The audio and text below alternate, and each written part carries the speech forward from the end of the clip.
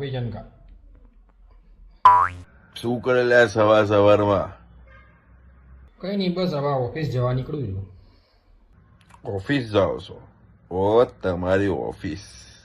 હા યાર, કામ ધંધો તો કરવો પડે ને ભાઈ.